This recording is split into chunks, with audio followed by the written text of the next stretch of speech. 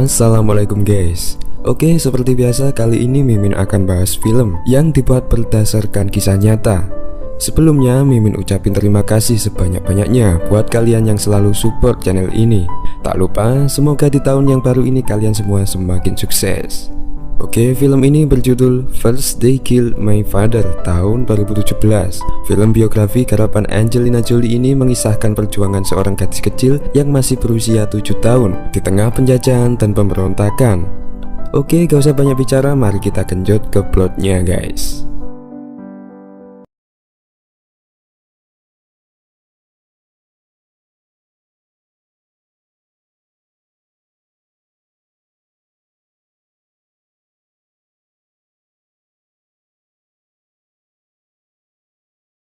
Film ini berlatar di Kamboja pada tahun 1975, yang saat ini Kamboja di bawah pemerintahan Marsekal Lon Nol. Namun selama pemerintahannya, Kamboja selalu tidak aman dan sering terjadi konflik dengan negara lain, terutama Vietnam. Melihat kurang tegasnya pemerintahan, pasukan pemberontak komunis dari pinggiran desa pun terbentuk. Pasukan ini dijuluki sebagai tentara angkar yang dipimpin oleh Pol Pot. Sebelumnya kelompok angkar ini sudah tumbuh lama dan berhasil mempengaruhi sebagian besar penduduk Kamboja sejak tahun 1960. Sehingga pada akhirnya berkat dukungan penduduk, pemerintahan Lon Nol pun berhasil direbut oleh pasukan pemberontak angkar. Scene menampilkan sebuah keluarga besar yang tinggal di kota Phnom Penh. Ia adalah seorang tentara Lon Nol yang bernama Pa. Pa mempunyai 7 anak, di mana 2 dari mereka sudah tumbuh dewasa. Mereka hidup dengan serba mewah, mengingat Pa adalah seorang tentara negara. Namun di tengah itu, Pa mulai gelisah karena kelompok pemberontak angkar mulai bergerak. Film pun dimulai dari sudut pandang seorang anak berusia 7 tahun yang bernama Long. Long merupakan putri ke-6 dari Pa. Di sana ia hidup dengan normal dan bahagia. Suatu hari Long melihat Menteri Lon Nol bersama para tentara sedang menuju kota. Di sana Lon Nol melakukan orasi kepada penduduk kota agar mereka tetap bersatu. Namun beberapa saat kemudian para kelompok angkar datang dengan massa yang sangat banyak. Long pun dipanggil oleh Pa untuk segera berkemas. Pa juga membuang semua identitasnya, karena jika kelompok angkar tahu bahwa Pa adalah tentara Lon Nol, maka dirinya dan keluarganya akan dibunuh. Di luar rumah, Lon Nol pun disekap oleh kelompok angkar. Para tentara Lon Nol pun dibantai semua. Salah satu pemimpin angkar mengomando penduduk agar mereka semua mulai berkemas dan kemudian berkumpul. Kelompok angkar menyuruh penduduk berdasarkan keamanan, karena saat itu kelompok angkar beralasan bahwa kota akan dibom oleh Amerika. Penduduk pun dikumpulkan secara paksa oleh mereka. Demi keamanan keluarganya, Pa pun meminta anak-anaknya untuk menurut kepada kelompok angkar. Para penduduk digiring secara paksa menuju sebuah perbatasan agar mereka menjauh dari kota. Long pun menyaksikan peristiwa itu. Ia juga terheran melihat anak seusianya yang sudah memakai senjata. Setelah 2 hari perjalanan, akhirnya mereka sampai di pengungsian. Identitas Pa juga hampir terungkap, namun untungnya ia berhasil menyangkalnya. Setelah itu mereka dipaksa untuk berkumpul dan kemudian dipaksa untuk menyerahkan semua hartanya. Kelompok angkar melakukan itu dengan dalih bahwa semua rakyat harus sama rata dan juga wajib meninggalkan kebiasaan-kebiasaan barat mereka. Namun di sana Long merasa bahwa para penduduk hanya dimanfaatkan oleh mereka. Selanjutnya mereka digiring menuju sebuah camp. Di tengah perjalanan, Long melihat para biksu yang saat itu sedang dipaksa untuk melakukan cocok tanam. Di sana biksu itu diperlakukan dengan tidak sepantasnya. Beberapa saat Pa bertemu dengan pamannya. Paman Pa merupakan penduduk desa di sana, dan pada akhirnya Pa dan keluarganya pun memutuskan untuk tinggal sementara bersama pamannya itu. Di sana Long akhirnya bisa beristirahat sejenak. Pa juga berbincang-bincang dengan pamannya. Pamannya itu mengakui bahwa dirinya adalah pendukung pemberontakan angkar sejak lama. Hampir semua desa di sana mendukung kelompok angkar. Mendengar itu, Pa hanya terdiam dan terheran. Malamnya, saat semua keluarga tertidur, Long tak sengaja mendengar percakapan paman dengan istrinya. Istri dari paman ayah Long mendesak agar segera menyuruh keluarga Long untuk pergi menjauh, karena saat itu ia takut akan konsekuensi jika identitas Pa diketahui oleh angkar. Pada akhirnya Pa dan keluarga pun pergi pada esoknya. Keluarga Pa sempat terlantar di jalanan, namun saat itu para kelompok angkar tiba-tiba datang lalu memaksa mereka untuk pergi bersamanya. Pada akhirnya keluarga Pa dibawa kembali ke kamp kelompok Angkar. Di sana Long juga melihat para petinggi Angkar, di mana saat itu mereka mengatakan bahwa tugas Angkar adalah melindungi rakyat. Namun Long merasa bahwa mereka terlihat sangat kejam. Mereka digiring menuju sebuah tempat yang berisi kayu dan dedaunan. Beberapa saat Angkar pun memerintahkan mereka untuk segera membangun rumah dengan bahan baku yang telah disediakan. Tak hanya itu, mereka juga wajib memakai pakaian yang sama dan makanan pun juga sama rata. Semua hal yang berbau budaya barat langsung dirampas oleh kelompok Angkar. Di sana mereka berbondong-bondong membangun tempat tinggal mereka, sampai akhirnya Long bisa beristirahat sejenak karena pekerjaannya yang telah selesai.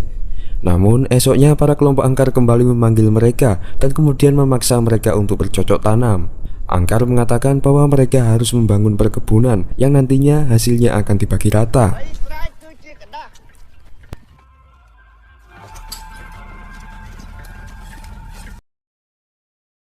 Malamnya Long juga melihat penyiksaan terhadap salah satu pengungsi karena ia telah membeli obat-obatan luar untuk menyembuhkan demam anaknya. Namun karena aturan, orang tersebut akhirnya disiksa sampai tewas di hadapan pengungsi lain. Setelah beberapa bulan, akhirnya panen pun tiba. Di sana tubuh Long tampak kurus karena selama ini makanan yang mereka konsumsi sangat dibatasi. Long sangat semangat melihat panen ini dengan harapan ia bisa menikmati hasil perkebunan. Namun saat itu Long melihat bahwa semua hasil panen malah dibawa ke tempat lain oleh kelompok Angkar. Tak menikmati hasil, Long dan lainnya malah kembali diperintah untuk bercocok tanam. Semakin hari makanan pun semakin dibatasi. Mereka hanya memakan beberapa butir beras yang kemudian diberi kaldu panas. Saat itu mereka juga bersedih karena kedua anak Pa yang telah dewasa tiba-tiba diutus Angkar untuk melakukan tugas. Angkar mengumpulkan pemuda untuk ditempatkan di garda terdepan untuk menjaga keamanan.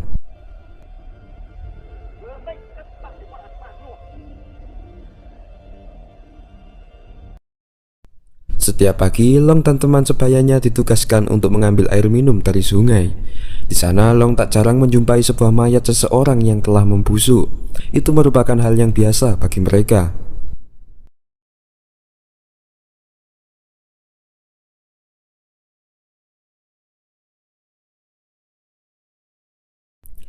Beberapa hari belakangan, semua pengungsi tidak diberi makan oleh para petugas. Tak hanya itu, mereka juga dilarang memakan apapun di luar jatah mereka. Maka dari itu, mereka terpaksa memasak serangga yang berkeliaran. Satu serangga itu pun juga mereka makan bersama-sama.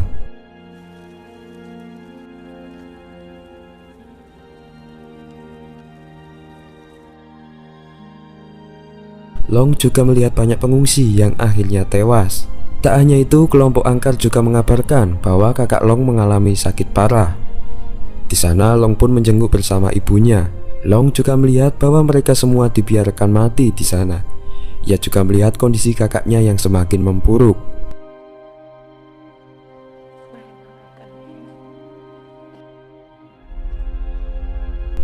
Sehari setelahnya, Long melihat ibunya yang menangis dari kejauhan. Ternyata kakaknya telah meninggal. Itu membuat Long semakin sedih.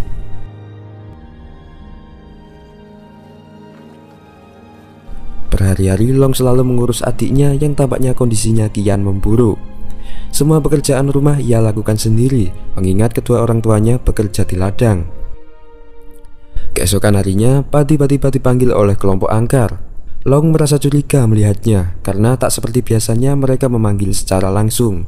Di sana, Pa langsung menemui istrinya untuk berpamitan. Ia merasa bahwa identitasnya sudah mulai terbongkar, dan ia pun merasa bahwa ia sudah segera menemui ajalnya.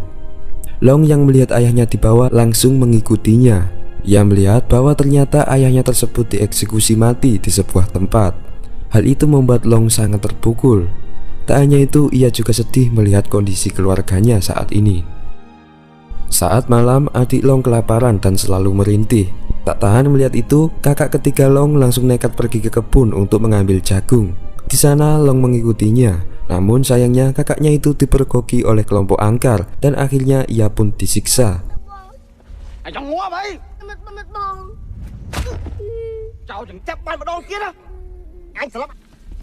Mereka pun pulang dengan kondisi yang memprihatinkan. Tak tahan melihat anak-anaknya yang sengsara, akhirnya Ibu Long menugaskan mereka untuk kabur dari tempat itu. Ibunya menyuruh mereka untuk pergi kemana saja dengan cara berpencar. Rencana itu merupakan harapan terakhirnya. Pada akhirnya, Long dan kedua kakaknya pun pergi secara diam-diam dari rumah. Mereka meninggalkan ibu dan adiknya di sana. Esok paginya, Long dan kedua kakaknya sampai di sebuah jalan yang memiliki dua arah. Kakak ketiga Long memutuskan untuk pergi sendirian. Sementara itu, ia dan kakak keempatnya melanjutkan perjalanan. Sampai pada akhirnya mereka ditemukan oleh penjaga angkar. Di sana, Long dan kakaknya mengaku sebagai anak yatim piatu. Mendengar itu, para petugas pun membawa mereka ke kamp khusus anak-anak yatim. Di sana, Long melihat anak-anak seusianya yang sedang bekerja keras. Namun beda dengan sebelumnya, di kamp ini Long merasa sedikit nyaman karena makanan diberikan dengan cukup.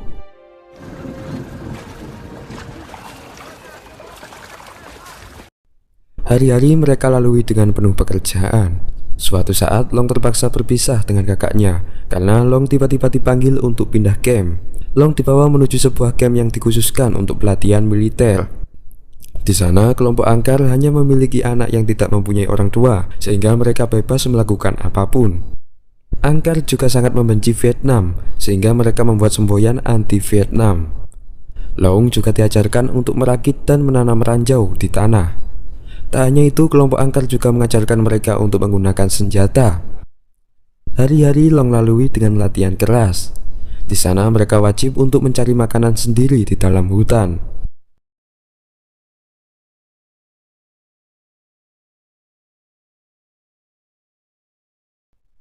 Setelah beberapa minggu, Long meminta izin kepada pelatih untuk menemui kakaknya. Long pun mendapatkan izin dan ia membawa segumpal nasi. Namun dengan diam-diam ia langsung pergi ke kamp ibunya. Dengan harapan menemui ibunya, ternyata kamp tersebut telah rusak dan tidak berpenghuni. Petugas di sana mengatakan bahwa para pengungsi telah dipindahkan, namun faktanya mereka semua ternyata telah dibantai. Long pun kembali ke kampnya dengan penuh kekecewaan. Ia merasa tersiksa hidup di tempat tersebut. Saat malam hari, kamp Long tiba-tiba dibom oleh pasukan Vietnam. Hal itu memaksa Long untuk kabur.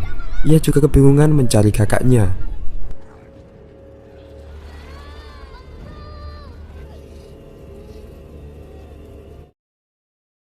Esok paginya, Long tak sengaja bergabung dengan pengungsi lain. Long juga heran melihat tentara Vietnam yang malah membantu mereka. Beberapa saat, Long pun berjumpa dengan kedua kakaknya. Hal itu membuatnya sangat bahagia.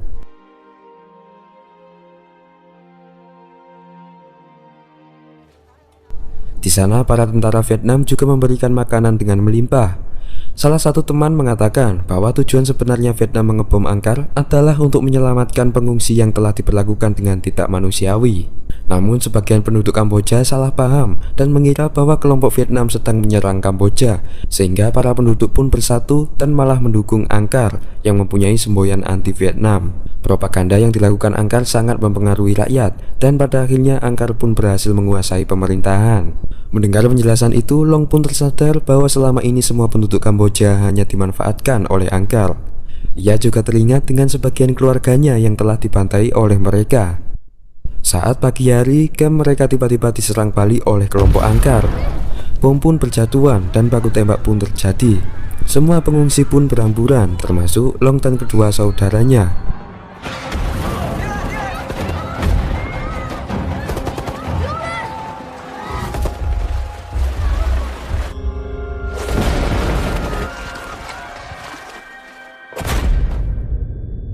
Saat itu Long menyaksikan teman-temannya yang tewas tertembak.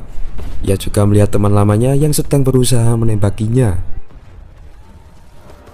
Long pun terpaksa berlari menuju sebuah hutan bersama pengungsi lainnya.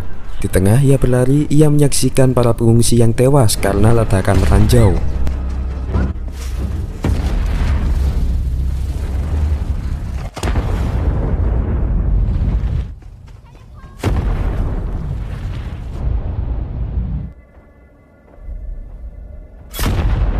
Bahwa hutan tersebut ternyata penuh dengan ranjau yang dulunya telah ia tanam bersama kelompok angkar.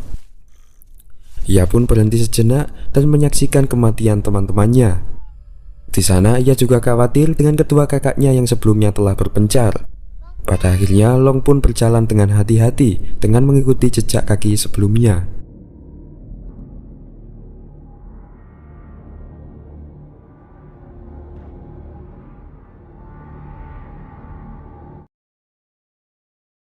Singkat cerita, Long pun kembali ke kamp Vietnam dengan selamat. Di sana ia juga menyaksikan salah satu anggota Angkar yang telah tertangkap. Para penduduk pun diberi pengarahan tentang pengaruh kelompok Angkar itu. Di sana ia juga bertemu ketiga kakaknya yang ternyata masih selamat. Pada akhirnya perjuangan Long pun sampai di sini. Kedua kakaknya dan kedua orang tuanya tewas semua dan menyisakan keempat saudaranya.